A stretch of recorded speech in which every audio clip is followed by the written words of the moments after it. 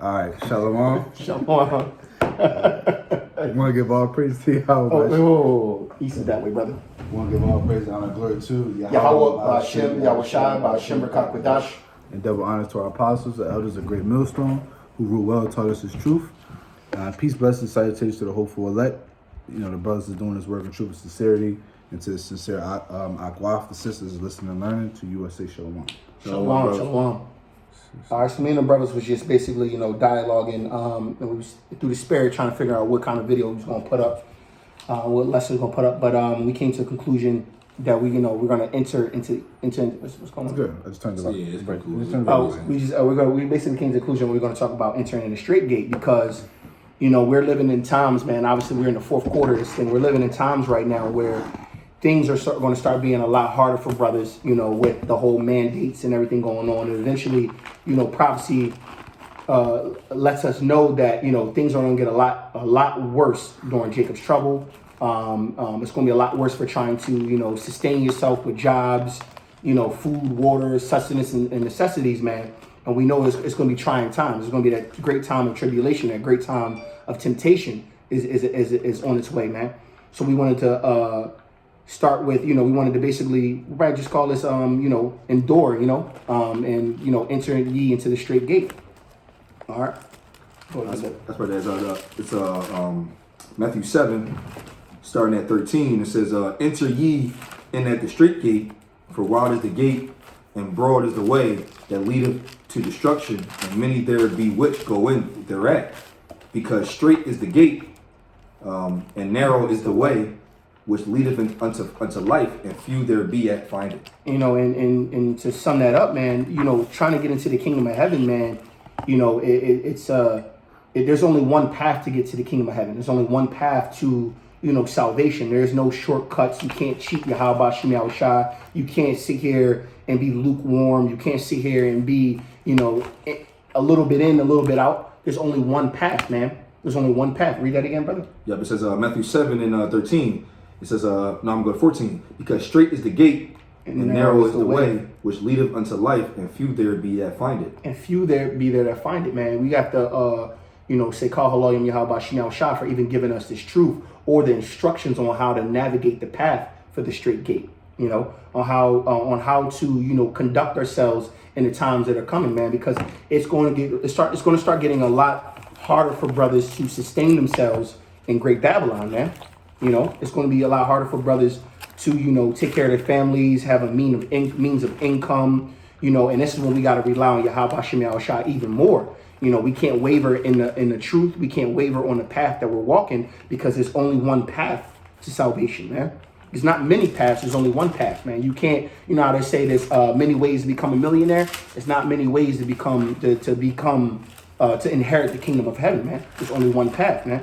And we gotta, in these later days, we have to, gird ourselves up, man. We gotta, pray to the Heavenly Father to give us a spirit of endurance, to give us a spirit of enduring, moving forward and being firm in this thing, man, because it's going to get worse.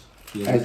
So like the brother, through the spirit, first thing first, what the brother was getting into is the fact that it says they get through the straight gate, where straight goes into adversity.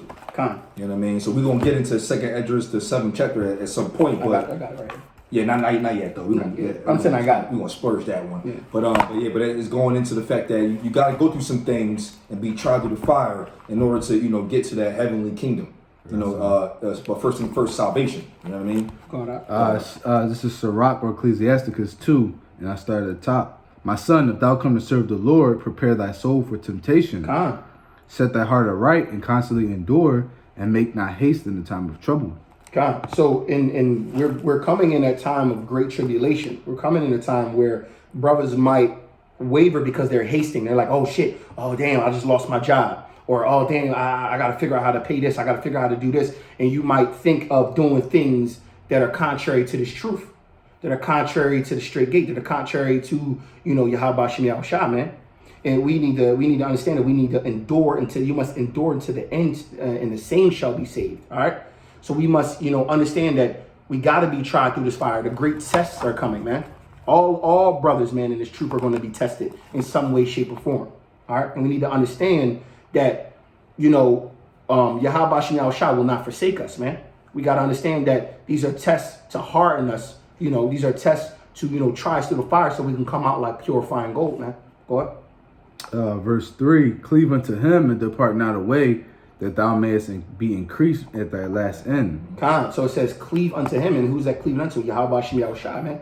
We must cleave unto this truth. Cleave into the truth. Cleave unto Yahweh Shem Yahushua, man. So we can, like it says, at the end. And what's the end, man? When we enter into the kingdom of heaven, man. When we finally get that election, man. You want to endure, and pray for the increase, man. The more and more that times are getting more rough, that's more and more you should be cleaving into Yahweh Shem Yahushua. You should be holding on for dear life. It's like a roller coaster where, how like you first get on that joint, they clink you in, you like, all right, we good. And you start clink, clink, clink, clink, clink, clink. And all of a sudden your adrenaline starts to pump the higher you get up. That's how we're getting into this. That's how we're getting into these end days, man. We're getting to the point where we about to come over that drop. And that drop is when you got to cleave, and the harness that's holding you in tight is Yahweh Shem Yahushua. The harness that's keeping you here is the truth.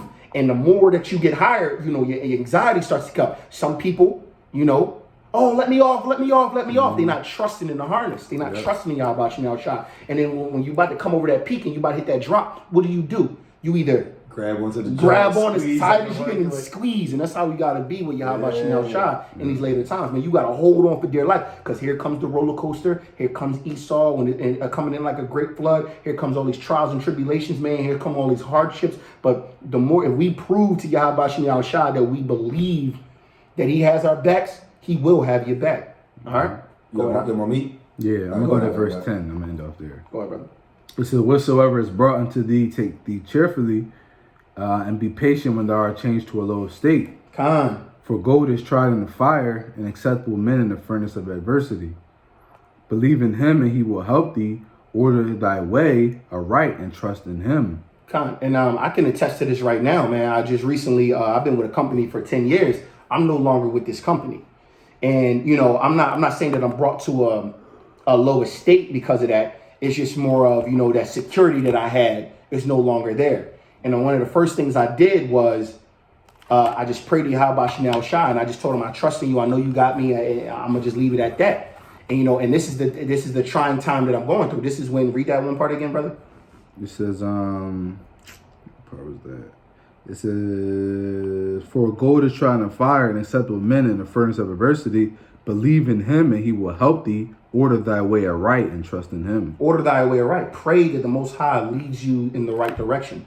I have hope and I have understanding and know that the Most High is going to lead you in the right direction, that everything happens for a reason.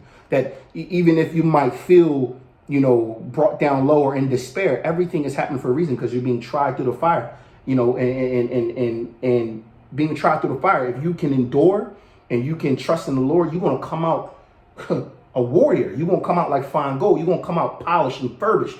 You're going to come out even better than what you were before, man.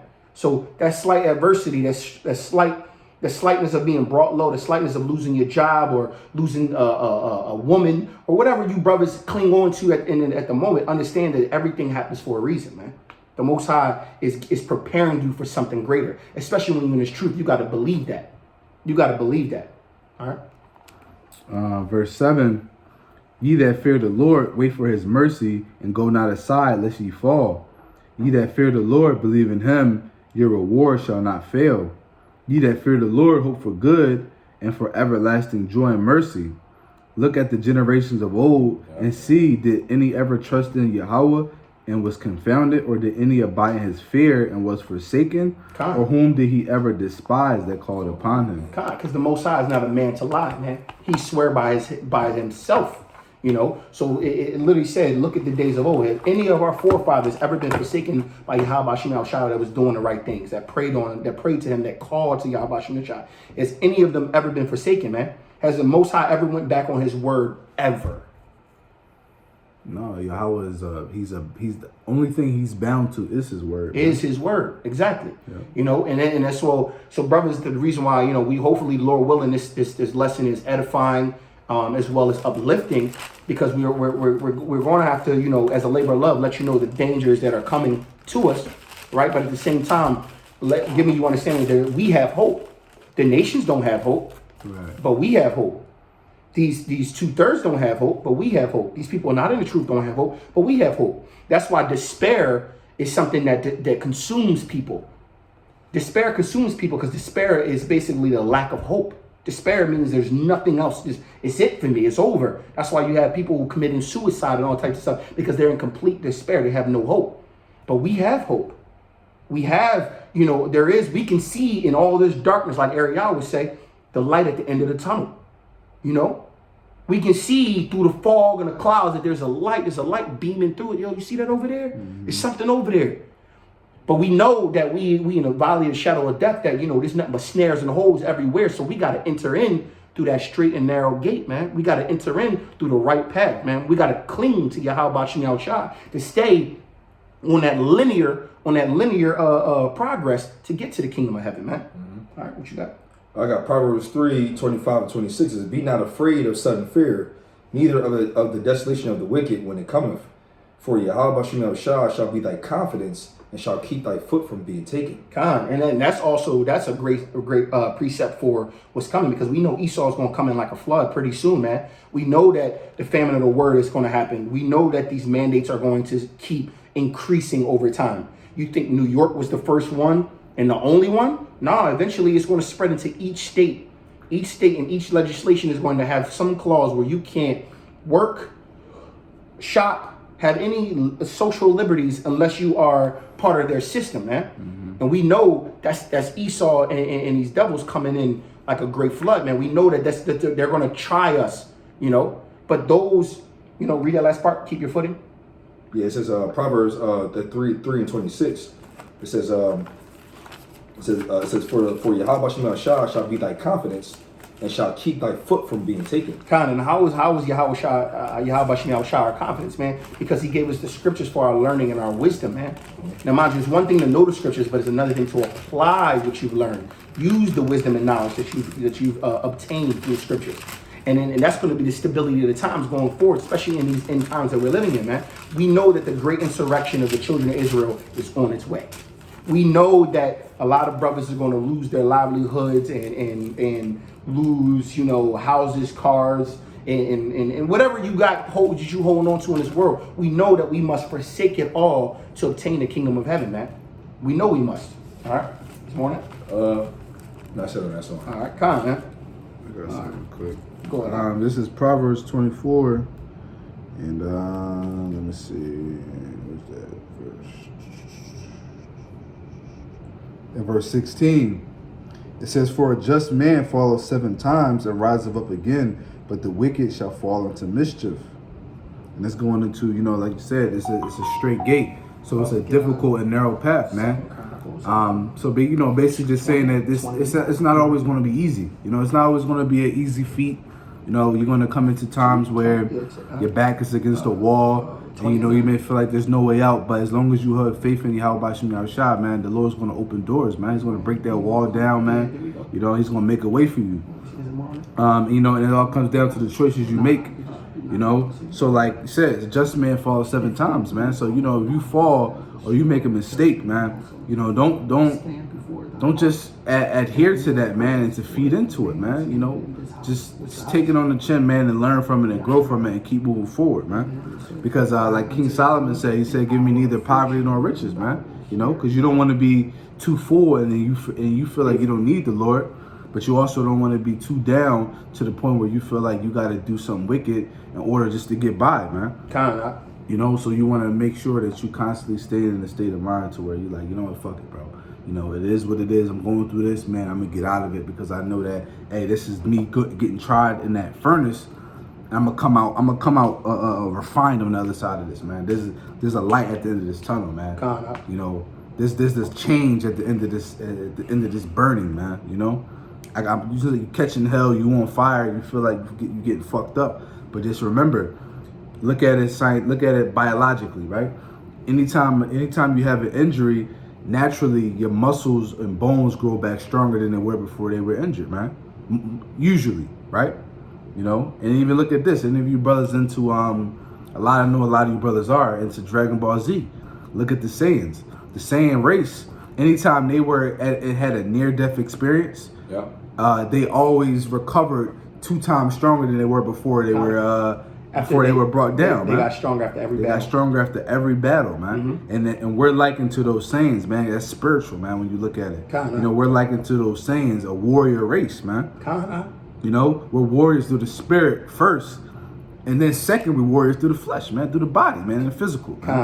And the Lord gonna raise us up, man. He gonna give us wisdom, knowledge, and understanding, man. And then he gonna give us a spiritual, celestial body that is indestructible, man. So that's that light at the end of the tunnel. So whenever you going through some shit, bro, so excuse my language, whenever you going through it, hey, just think about that, man. Just think about those new bodies, man. Just think about the ability to have all knowing knowledge of everything. All the promises, man. The understanding of the elements in this entire, not even the understanding, the overstanding of the elements and knowing how to break it down and how to manipulate it. And bro, it's just think about that whenever you feeling low, man. And it's reality. Yeah. I'm about to get that. I bring this out. 2 Chronicles 20:9. If when evil cometh upon us, as a sword, judgment, or pestilence, or famine, we stand before this house,